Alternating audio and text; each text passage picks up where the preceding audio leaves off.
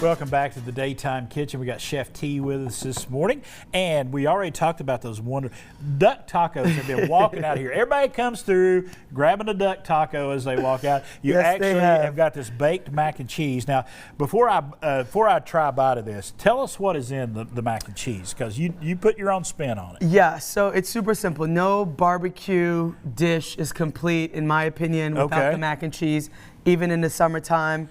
This has separated families. Okay. The mac and cheese not being correct. Okay. It's got to be on point. It's got to be on point. Yeah. So super simple. I like to use an elbow noodle, and the trick is to not use pre-shredded cheese. Okay. Pre-shredded cheese has a anticoagulant in it. So it won't stick together. So it will not stick together and bind. That's why sometimes you see the mac and cheese is like oily. You're like, what did I do wrong?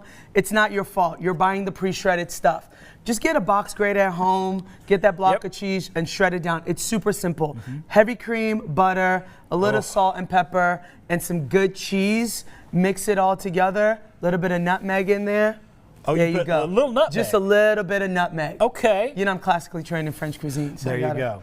I got to drop the nutmeg in there. I just don't want to burn, because I want to be able to speak the rest of the show. You're missing the crust, Chris. How is that? Honestly. Yes. Honestly. Yeah. One of the creamiest mac and cheeses I've ever tried. Appreciate that. And I will get into the crust later. But you put these in these little Dutch ovens. Yes. After you'd made the mac and cheese, put it in there, put the cheese on top, popped it in the oven.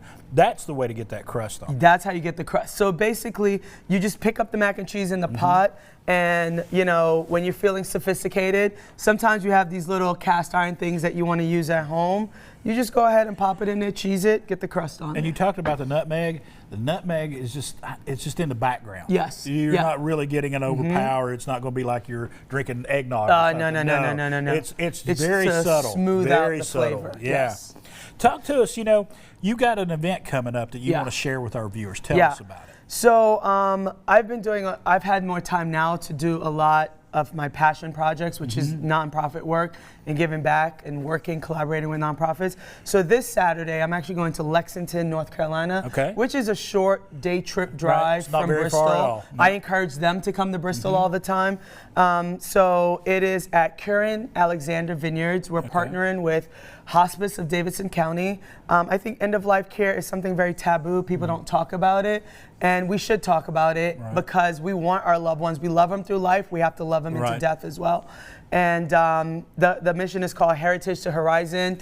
We're going to be at the winery. It's going to be an amazing time, great food, but they are going to be launching another arm of their hospice division and also rebranding and raising some money for this amazing organization. So I hope to see you there. It's family friendly. Bring the kids out. It's going to be beautiful on Saturday. Take a drive. That area of the country over there is known as like the Napa Valley of the East. Oh, yes, absolutely. And it is beautiful over there. So you come for the beauty, come for the scenery, come to help out that cause. And come for the food. And come for the food. Yes. Absolutely.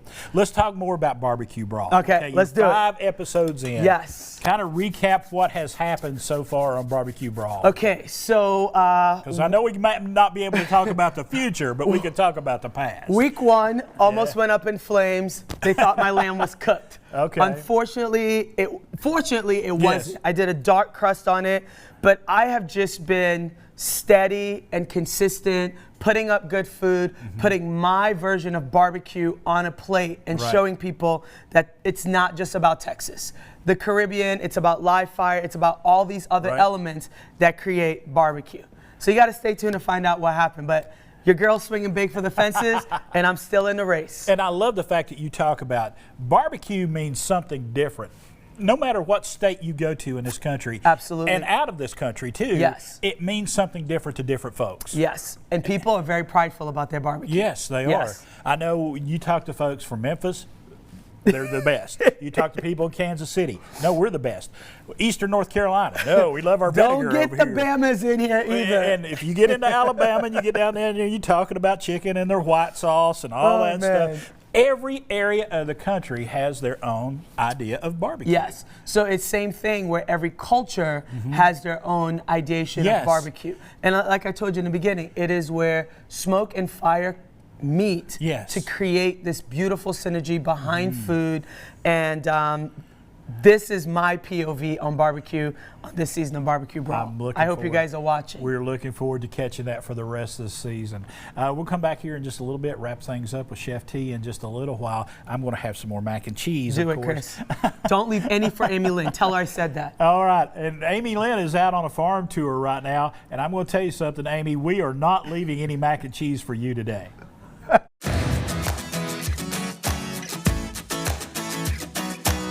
That was not very nice, Chris, and I can tell by listening to the show here in my ear that you are thoroughly enjoying Chef T's visit, and I'm very happy for you. It sounds